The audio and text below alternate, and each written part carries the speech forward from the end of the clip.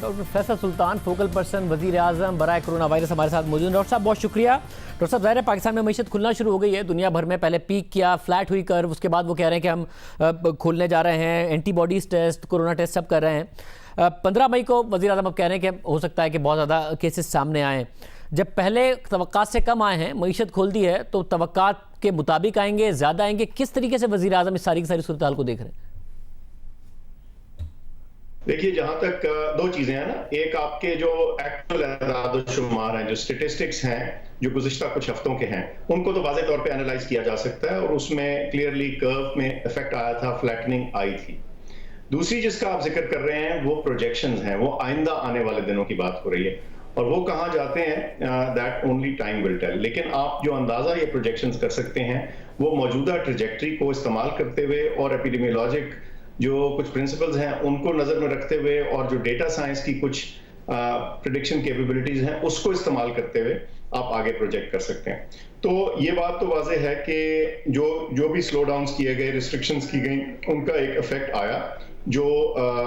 اس سے پہلے والے ٹائم سے فرق تھا۔ تو خیال یہی کیا جاتا ہے کہ ان ریسٹرکشنز کا خاطر خواہ نتیجہ سامنے آیا۔ اب اس کے بعد ہم نے اس پہ لگاتار نظر رکھنی ہے، کیونکہ کسی صورت بھی ہم یہ اپنے آپ کو اس موڈ میں نہیں لا سکتے جو ان ریسٹرکشن سے پہلے والا تھا، یعنی ہم فروری والی پوزیشن میں باہر کیف نہیں جا سکتے۔ اور اس کے لیے ضروری ہے کہ یہ جو بھی چینجز ان ریسٹرکشنز ہوئی ہیں، اس کے ساتھ ساتھ جو ہیبٹس، جو چیزیں، جو طور اطوار ہم نے اڈاپٹ کیے تھے ان کو ہم جاری رکھیں، جس میں بہت سی ایسی چیزیں ہیں جو کہ لانگ ٹرم ہمیں اڈاپٹ کرنی پڑیں گی، کیونکہ یہ چیز اتنی جلدی شاید ختم نہ ہو۔ جہاں تک فیوچر پروجیکشنز کا تعلق ہے، ہم سمجھتے ہیں کہ ظاہر ہے جو کیومولیٹو نمبر ہے، جو ٹوٹل نمبر ہے، وہ تو ایڈ ہی ہوگا، لیکن جو کرو کی ٹریجیکٹری ہے، جو اس کا سلوپ ہے، جس تیزی سے یہ چیز بڑھ رہی تھی، اس میں ایک ڈیفینٹ فلیٹننگ آئی ہے، لیکن اس پہ بھی بڑی گہری اور لگاتار اور ڈیلی بیسس پہ نظر رکھنے کی ضرورت ہے، اور ہم کوشش کر رہے ہیں کہ وہ ہر روز بلکہ دن میں ملٹیپل ٹائمز ہم اس کو دیکھیں۔ ڈاکٹر صاحب مجھے ایک اور بات بتائیے گا، یہ وجہ کیا سمجھ میں آ رہی ہے کہ ابھی تک امریکہ میں اگر شرح اموات دیکھیں 5%، اٹلی 13%، برطانیہ 13%، اسپین 10%، جرمنی 4%، بھارت بھی 3.5%، پاکستان کی ابھی تک شرح اموات کم ہے، اس میں اضافہ ضرور ہوا ہے بٹ 2.1%۔ شرح اموات کم ہونے کی وجہ آپ کو ابھی تک کیا سمجھ میں آئی ہے؟ جہاں تک شرح اموات کا تعلق ہے، اس میں یہ سٹیج آف ایپیڈیمک پہ بھی ڈیپینڈ کرتا ہے، اور بسا اوقات شروع میں تھوڑے سے لوور نمبرز ہوتے ہیں، وقت کے ساتھ وہ انکریز بھی کر جاتے ہیں، اسی لیے جو ہماری ڈیلی ڈیتھس ہیں ہمیں ان کو بہت غور سے دیکھنے کی ضرورت ہے۔ اب اس پہ بہت سا کنجیکچر، قیاس آرائیاں جاری ہیں، اور میں سمجھتا ہوں کہ ہمیں قیاس آرائی سے اجتناب برتنا چاہیے، کیونکہ یہ اس وقت ارلی ڈیز ہیں اور یہ ساری چیز ہمارے سامنے سارا پیٹرن واضح نہیں ہوا، اور اس کو واضح ہونے میں شاید چند دن لگ جائیں۔ لیکن جو پلازیبل ایکسپلینیشنز لوگ دیتے ہیں، دیکھیے کسی بھی انٹریکشن میں جو ہوسٹ ہوتا ہے، یعنی جو مریض ہے، جو پاپولیشن ہے، جو پیتھوجن ہے یعنی جو وائرس ہے، اور جو انوائرمنٹ ہے، ان تینوں کا آپس میں انٹرپلے ہوتا ہے، تو ممکن ہے کوئی ایسا فیکٹر ہو جو اس میں اثر انداز ہو رہا ہو، لیکن اس میں اسٹرانگلی ارج کروں گا کہ کسی قسم کی خطرناک قیاس آرائی یا لیزی انالیسس کی ضرورت نہیں۔ یہ پیٹرن اپنے سامنے واضح ہونے دیجیے، اگلے چند دنوں میں معاملہ کلیئر ہو جائے گا۔ ڈاکٹر صاحب ظاہر ہے ہم نے ٹیسٹ کی تعداد میں اضافہ ضرور کیا ہے، مگر ابھی بھی کم ہیں۔ دنیا میں مختلف فارمولے ہیں کہ وہ اینٹی باڈیز ٹیسٹنگ کی بھی باتیں کر رہے ہیں، ہم نے عوام کو دکھایا۔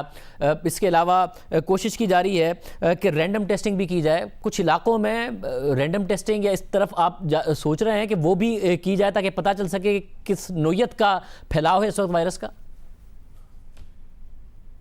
سب سے پہلے تو ہم کانٹیکٹ ٹریسنگ پہ بہت زور دے رہے ہیں،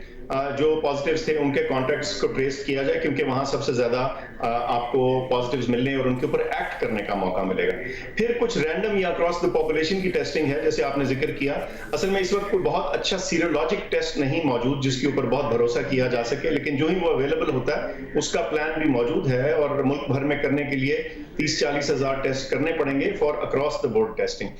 لیکن وہ ایک الگ اسٹریٹجی ہے۔ تو یہ ساری چیزیں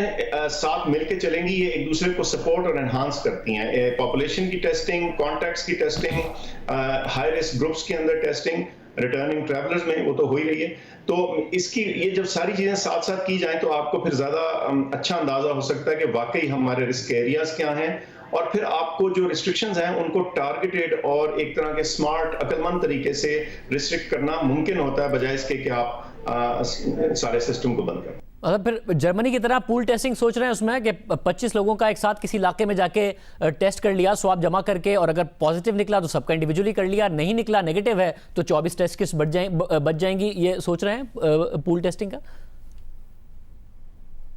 ये बहुत अच्छा आइडिया और इसको टेस्ट कर लिया गया हमारे यहाँ, और इसको इम्प्लीमेंट भी किया जाना चाहिए। खास तौर पे जब आप लो रिस्क पॉपुलेशन को टेस्ट करते हैं तो पूल टेस्टिंग उसमें एक बड़ा सेंसिबल आइडिया। यानी कि डॉक्टर साहब इस वक्त पैगाम आवाम को यह है कि लॉकडाउन में नरमी की गई है क्योंकि पाकिस्तान के मुआशी हालात ऐसे हैं, मगर इन मुआशी हालात के साथ भी आपने एहतियात ना की आवाम ने, तो ये लॉकडाउन की तरफ दोबारा जा सकते हैं क्योंकि वायरस बहुत खतरनाक है। एब्सोल्युटली, ये बिल्कुल आपने दरिया को कूजे में बंद कर दिया। बहुत शुक्रिया। डॉक्टर फैसल सुल्तान हमारे साथ मौजूद थे। दूसरी जानिब सऊदी अरब इस्लाम के सबसे मुक़द्दस शहर मक्का में कोरोना वायरस की वबा को कंट्रोल करने की कोशिश में लगा हुआ है। ब्लूमबर्ग की रिपोर्ट के मुताबिक मार्च के महीने में मक्का में कायम बिन लादेन ग्रुप के 5 मुलाजिमों में कोरोना वायरस की तस्दीक हुई, जिसके बाद सऊदी हुक्काम ने 8,000 मुलाजमीन की रिहाइशगाह को लॉकडाउन कर दिया और हरम में तोसी से मुतालिक जो तामीराती काम हो रहा था उसे भी मुअत्तल कर दिया गया। जैसे जैसे सऊदी अरब के गैर मुल्की शहरियों में कोरोना वायरस के केसेस बढ़ते जा रहे हैं, वहीं इस मामले ने कौमी सतह पर एक मसले को जन्म दे दिया है। रिपोर्ट के मुताबिक सऊदी अरब में जो गैर मुल्की रिहाइश पजीर हैं वो सऊदी अरब की आबादी का 1/3 हिस्सा है,